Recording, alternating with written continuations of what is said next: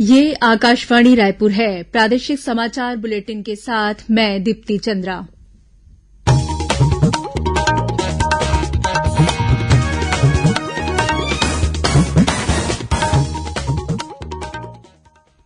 और अब पेश हैं आज के मुख्य समाचार। देश में अब तक 66,11,000 लोगों को कोविड के टीके लगाए गए। छत्तीसगढ़ में अब तक करीब 1,95,000 स्वास्थ्य और फ्रंटलाइन वर्कर्स को लगाई जा चुकी है वैक्सीन। गौरेला, पेण्ड्रा, मरवाही जिले में आयोजित अरपा महोत्सव में शामिल हुए मुख्यमंत्री 20 करोड़ रूपये से अधिक के विकास कार्यों का लोकार्पण और शिलान्यास किया। राज्यपाल ने आज अपने बस्तर प्रवास के दौरान भूमकाल आंदोलन के शहीदों को श्रद्धांजलि अर्पित की और दंतेवाड़ा जिले में लोन वर्राटू अभियान के तहत आज 13 माओवादियों ने पुलिस के समक्ष आत्मसमर्पण किया।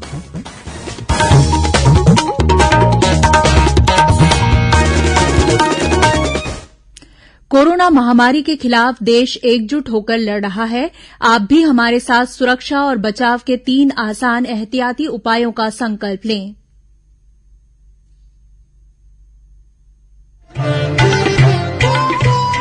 कोविड-19 से बचाव और सुरक्षित रहने के 3 उपाय।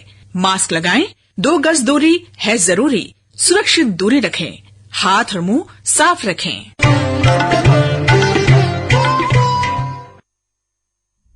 अब समाचार विस्तार से।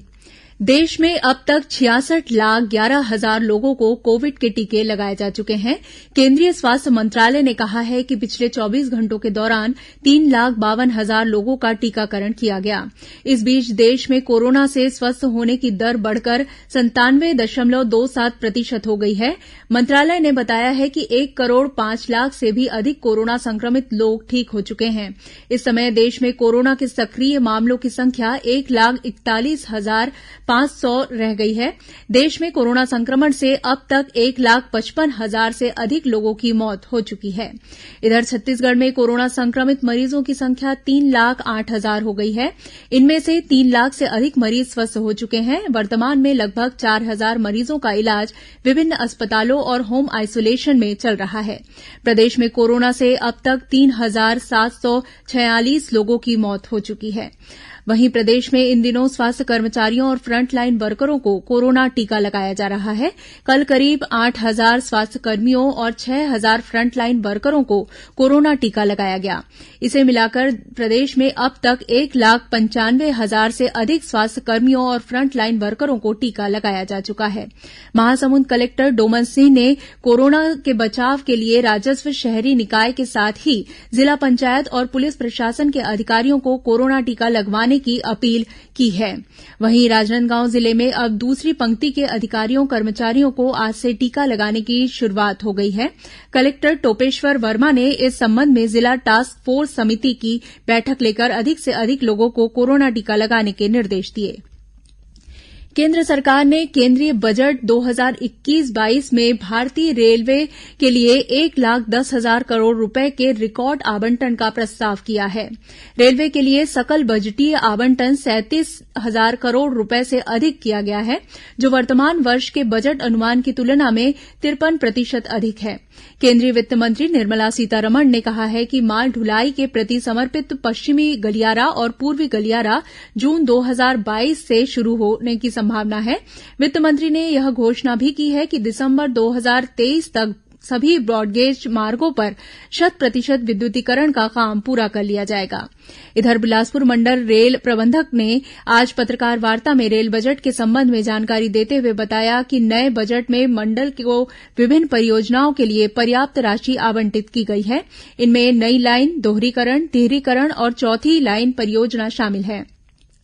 यात्री सुविधाओं, आधारभूत संरचना विकास और संरक्षा से संबंधित कार्य के लिए बजट में प्रावधान किया गया है।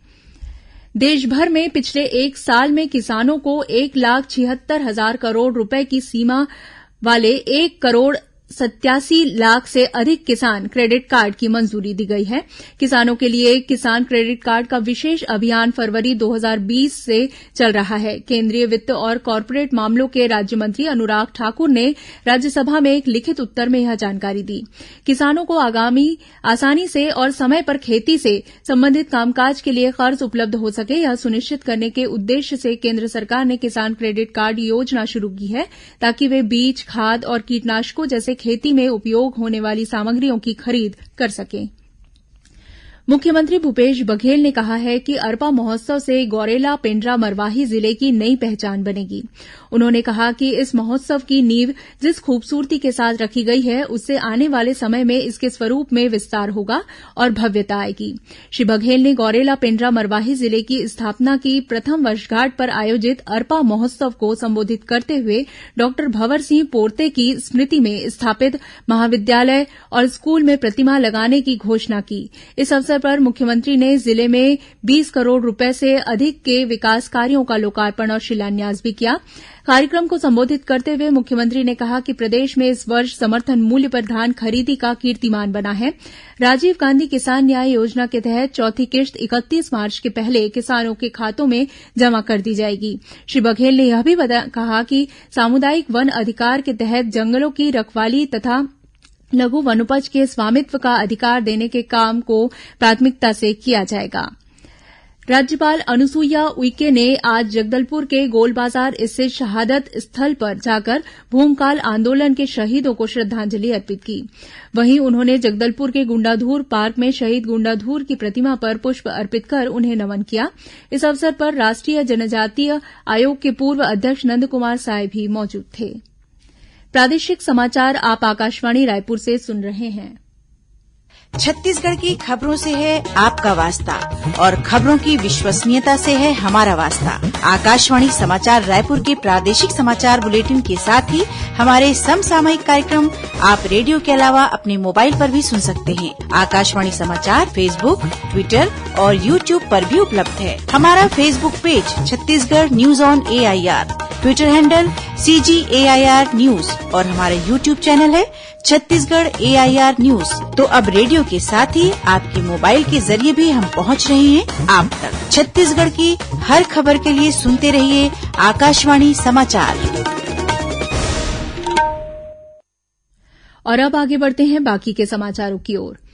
केंद्रीय पर्यटन मंत्री प्रहलाद पटेल आगामी 21 फरवरी को राजनांदगांव जिले के डोंगरगढ़ में प्रसाद योजना के अंतर्गत विभिन्न कार्यों का भूमि पूजन करेंगे। इस योजना के तहत केंद्र सरकार ने 47 करोड़ रूपये का प्रोजेक्ट मंजूर किया है। प्रसाद योजना के तहत स्वीकृत राशि से डोंगरगढ़ में 3 हिस्सों में काम प्रस्तावित है। पहले हिस्से में श्रीयंत्र के डिजाइन में विश्व स्तरीय पर्यटन सुविधाएं विकसित की जानी है, जबकि दूसरे हिस्से में प्रज्ञागिरी पहाड़ी में सुविधाएं विकसित की जाएंगी। इसके अलावा मां बमलेश्वरी मंदिर जाने वाले रास्ते का विकास भी किया जाएगा। मुख्यमंत्री भूपेश बघेल की मासिक रेडियो वार्ता लोकवाणी की 15वीं कड़ी का प्रसारण 14 फरवरी रविवार को होगा। मुख्यमंत्री लोकवाणी में इस बार उपयोगी निर्माण, जनहितैषी अधोसंरचनाएं, आपकी अपेक्षाएं विषय पर प्रदेशवासियों से बातचीत करेंगे। लोकवाणी का प्रसारण छत्तीसगढ़ स्थित आकाशवाणी के सभी केन्द्रों, FM रेडियो और क्षेत्रीय समाचार चैनलों से सुबह 10:30 से 11 बजे तक होगा। दंतेवाड़ा जिले में आज 13 माओवादियों ने पुलिस के समक्ष आत्मसमर्पण कर दिया। इन माओवादियों पर कई हिंसक वारदातों में शामिल होने का आरोप है। पुलिस से मिली जानकारी के मुताबिक लोन वर्राटू अभियान के तहत अब तक 310 माओवादी आत्मसमर्पण कर चुके हैं। इनमें 77 इनामी माओवादी भी शामिल हैं। उधर सुकमा जिले में सुरक्षा बलों ने जगरगुंडा इलाके से एक माओवादी को विस्फोट सामग्री के साथ गिरफ्तार किया है। पुलिस अधीक्षक कन्हैयालाल ध्रुव ने बताया कि गिरफ्तार माओवादी के खिलाफ कई हिंसक वारदातों में शामिल रहने का आरोप है। महासमुंद जिले के सिरपुर महोत्सव में इस बार सांस्कृतिक और शासकीय कार्यक्रम नहीं होंगे।